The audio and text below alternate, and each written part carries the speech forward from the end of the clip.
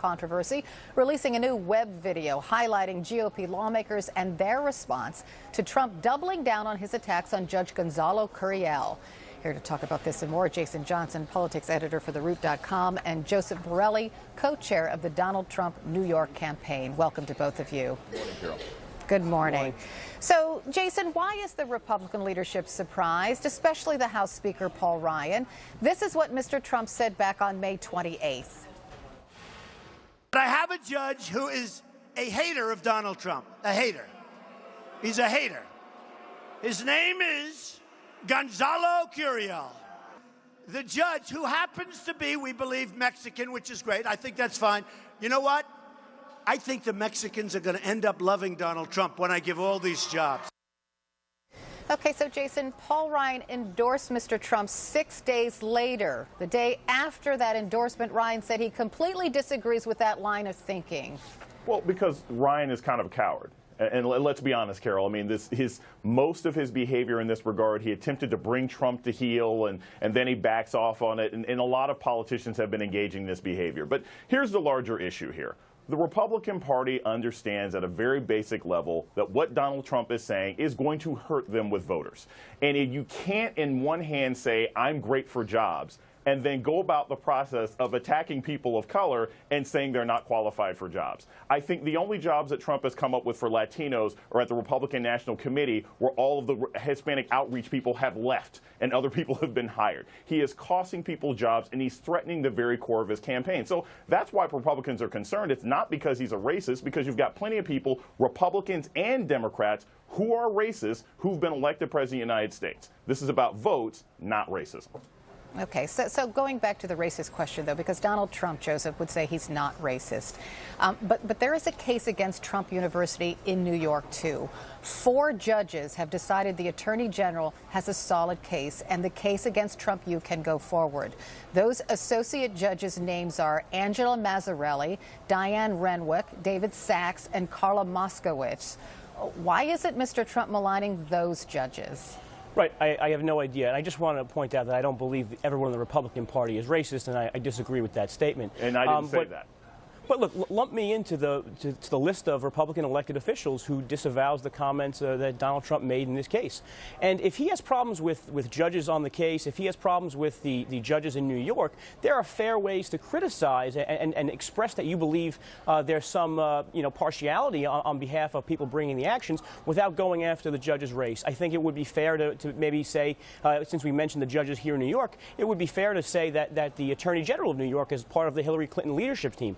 These are all fair things to say. I don't think it was helpful that he went after. Point, Joseph, and I just want to make clear. So, and I know what you're saying about Eric Schneiderman. Sure. Right? I know Mr. Schneiderman. I mean, the Attorney General. Right. Sure. But these judges could have thrown out the case and said he didn't have enough evidence, but that's not what happened in New York. Right. I mean, the Attorney General brought the evidence for the case, and I mean, the trial is going to happen. It's set for November. That will happen on its own. I mean, regardless of the presidential election. So Jason, another thing, Eric Erickson, he's an anti-Trump conservative. He had some very strong words on his blog site this morning. He said, quote, "So the party of Lincoln will entertain a racist as its leader in the name of winning? What good does it profit a party to win the White House and lose its soul?